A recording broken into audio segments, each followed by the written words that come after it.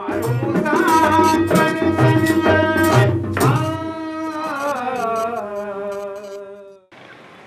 है कराची और मुझे न्यूज़ वन की टीम के साथ जाना है मशहूर इलाके लियारी में, जहां मोहम्मद रफ़ीक हमारे मुंतज़िर हैं। सारी उम्र इस फ़नकार ने फ़न की खिदमत करते हुए गुजारी, ज़िंदगी भर ये हमारी खुशियों में शरीक रहा। आज ईद की खुशियाँ इससे कितनी दूर हैं और ये अपनी ज़िंदगी कैसे गुजार रहा है, ये तमाम तफसीलात जानने के लिए मेरे साथ रहिए।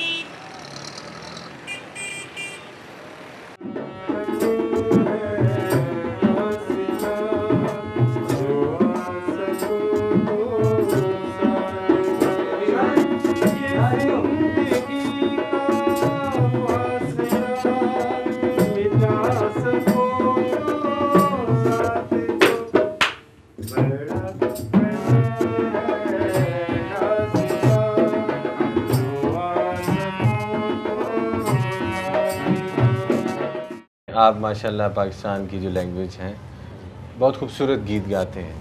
7 ज़ुबानों में गाना कैसे सीख लिया और क्या है ये?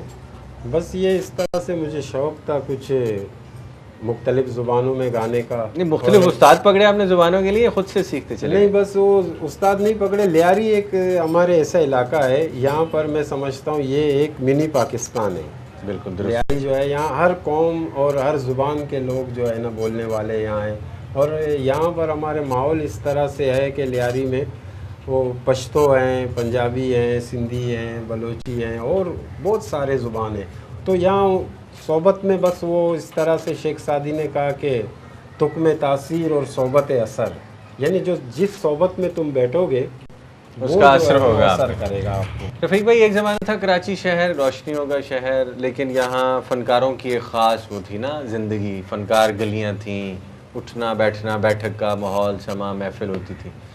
अब ये सब कुछ कहाँ चला गया? फ़नकार कहाँ हैं? वो गलियाँ क्यों तारीख हो गई? वो इस तरह से कि लियारी जो है हमारे यहाँ और कराची ख़ास तौर पर, मैं लियारी का इसलिए ज़िक्र करता हूँ कि लियारी जो है वो कराची का सबसे पुराना पार्ट है, सबसे पुराना इलाका है। और यहाँ एक ज़माना ऐसे था, वो भी हमें याद था जब हम छोटे छोटे थे, यहाँ से ट्राम चलते थे चाकीवाड़े से सदर तक। और वो ज़माना और वो चीज़ और वो फ़नकार अब हमारे कराची को मालूम नहीं हुकूमत की नज़र का आ गई है या कोई और ऐसी बात है जो यहाँ कराची में अमन नहीं कायम कर सकते। हम तो ये सोचते हैं कि संगीत वाले जितने लोग हैं वो सब अमन परस्त हैं। कितनी गलियाँ जो थी बड़ी मशहूर थी कराची शहर में कुछ ऐसा पहले? यहाँ बहुत सारे हमारे यहाँ क्लब थे और एकेडमीज थे, और इसके अलावा जो है यहाँ इतने बड़े बड़े आर्ट सर्कल थे और बड़े प्रोग्राम होते थे, स्टेज शो इतने होते थे। लोग जो है टीवी जाना या रेडियो जाना उनको अहमियत नहीं देते थे, वो समझते थे स्टेज बहुत बड़ा काम है। और स्टेज, अब ये हालात ऐसे ख़राब हो गए यहाँ कराची के कि अब तो स्टेज तो हो नहीं गए। आप समझते हैं कि फ़नकार जो बुरे हालात का शिकार हुआ, कराची में स्टेज ख़त्म हुआ, ये हालात की वजह से? ये हालात की वजह से। अगर हम रहता तो यहाँ बेहतरी होती। बिल्कुल, मैं ये समझता हूँ। और हुकूमत की भी सरपरस्ती नहीं है ना। क्यों नहीं है? अब ये तो हुकूमत के आला जो हमारे जो बड़े बड़े जो आला ओहदों पर बैठे हुए हैं उनको सोचना चाहिए। लेकिन आप लोगों की ज़िंदगियाँ वाबस्ता हैं, एक आपका जद्दी पुश्ती काम है। बिल्कुल, आप पूछते नहीं हैं कि भाई हम भी इसी मुल्क का हिस्सा हैं, हम भी आपकी खुशियों में शरीक रहते हैं? मैं तो सबसे पहले सर आपको न्यूज़ वन के जो है ना टीम को मुबारकबाद देना चाहता हूँ कि वो लियारी की तंग गलियों में जो है ना यहाँ ऐसे आड़े टेढ़े गलियाँ हैं, आपने देखे हैं लियारी में। और ये बहुत पसमानदा इलाका है लियारी कराची के एतबार से। और आप लोग यहाँ आए हैं क्योंकि हम तो किसी जगह सर जाते हैं तो लियारी का शनाख्ती कार्ड जो है ना हमारा होता है, तो हमें तो एंट्री ही नहीं मिलता है कि भाई ये तो लियारी वाले। ये तो मैं न्यूज़ वन के जो है ना टीम को मुबारकबाद देना चाहता हूँ। नहीं, बड़ी मेहरबानी आपकी। लेकिन यहाँ तक आए आर्टिस्ट हैं, बहुत सारी बहुत हैं, और फुटबॉलर्स हैं, फुटबॉलर हैं, इतने अच्छे अच्छे जो है ना यहाँ पर आपको हर शोबे में आपको लियारी में ऐसे लोग मिलेंगे। लेकिन उनकी कोई सरपरस्ती करने वाला नहीं है, कोई फजीराई नहीं है आगे इनको। गवर्नमेंट जो है ना उनको कुछ सपोर्ट नहीं करता है। और यहाँ हमारे फ़नकार जो बिरादरी है वो बहुत अफ्तर ज़िंदगी बसर कर रहा है यहाँ पर, बहुत गुर्बत में, बहुत माशी तौर पे बहुत तंग हैं लोग। बिल्कुल, माशी तौर पर तो मफलूज हो गया। मैं तो घर बार कैसे चलते हैं? मैं देखिए, मेरा मकसद फनकारों को, हसास लोग हैं हम सब, बेपर्दा करना नहीं है, वो भरम ख़राब करना नहीं है सफ़ेद पोशी के, लेकिन कैसे चल रहा है सिलसिला? जबकि फंक्शंस ख़त्म हो गए हैं, वो महफिलें ख़त्म हो गई हैं, खुशियाँ नहीं रही उस तरह, तो क्या होता है फिर? अब यहाँ बहुत सारे हमारे बेचारे ऐसे फ़नकार हैं, कोई रिक्शा चला रहे, कोई या मैं आपको मार्केट में ले जाऊंगा, वहाँ उन्होंने ठेला लगा के कोई सब्जियां बेच रहे हैं। आखिर बच्चे तो पालने हैं और हैं आर्टिस्ट, सब आर्टिस्ट है सारे, स्टेज से वाबस्ता, म्यूजिक से वाबस्ता, लेकिन उनको मैं आपको दिखाऊंगा, आप हैरान हो जाएंगे कि किस तरह की ज़िंदगी बसर कर रहे हैं। रफ़ीक भाई, मैं अभी किसी और से भी बात कर रहा था, आर्टिस्ट से, कि आप लोग ज़िंदगी भर और साल भर में हमारी खुशियों में मुआशरे की शरीक रहते हैं, हमारे लिए एहतमाम करते हैं, हमारी महफिलों को सजाते हैं। कभी किसी ने कोशिश की है कि आपकी ईद पे आपके साथ बात की जाए, आपकी खुशियों में शरीक हुआ जाए? नहीं, कभी ऐसा नहीं हुआ। हमारे अपने जो बिरादरी के अलावा कोई ऐसा हमें बाहर से, ना हुकूमत से, ना कोई न्यूज़ चैनल ऐसे। मैं समझता हूँ कि ये न्यूज़ वन फर्स्ट टाइम आया है। नहीं, हमें तो कोई खतरा फील नहीं हुआ, हम सारे लियारी, और इतना लियारी पुरअमन शहर है, और आप देखें यहाँ पर सारे, तो इस तरह से मैं समझता हूँ यहाँ हमारे, मैंने पहले ही अर्ज़ किया कि लियारी जो है एक मिनी पाकिस्तान है, और यहाँ हर कौम के उर्दू बोलने वाले, सिंधी बोलने वाले, मारवाड़ी बोलने वाले, गुजराती बोलने वाले, हर जुबान के सारा पाकिस्तान आबाद है, सारा पाकिस्तान, और सब प्यार मोहब्बत से रहते हैं। किसी का कोई किसी से कोई दुश्मनी नहीं, कोई नहीं किसी से वेर है, ना कोई। मैं समझता हूँ ये जो है ना हुकूमत का काम है कि हुकूमत जो है ना इन चीज़ों पे तवज्जो दे। फनकार को हम कैसे आबाद कर सकते हैं, अपने मुल्क में फिर से ज़िंदा कैसे कर सकते हैं? वो गलियाँ कैसे पुरौनक हो सकती हैं जहाँ कल तक ये म्यूज़िक था, आर्ट था?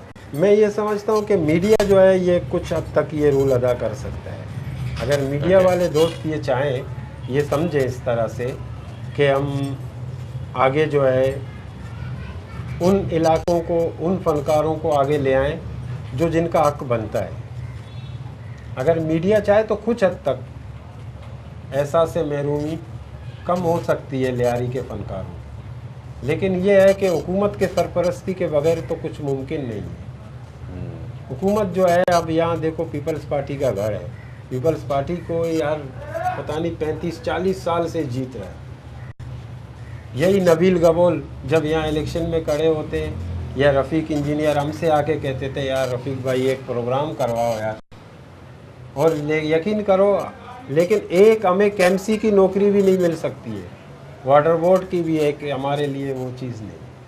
कोई ईद के मुबारक मौके पर कोई एक तो पैगाम दीजिए हमारे नाजरीन को, सरकार को, और अपने लिए भी बात करिए कि क्या हो सकता है कि आपकी ज़िंदगी अच्छी हो जाए, ईदें अच्छी गुजरें, खुशियों में फिर से आप शरीक हो जाएं सारे मामलात में।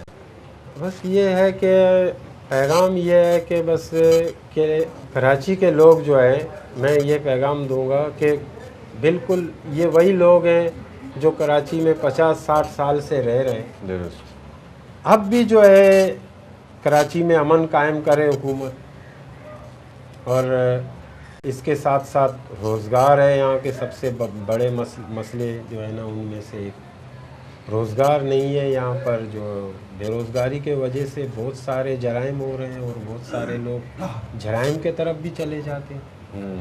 अब ऐसे ऐसे बहुत सारे हैं, वो आर्टिस्ट थे लेकिन आज कहीं और पहुँचे हुए हैं।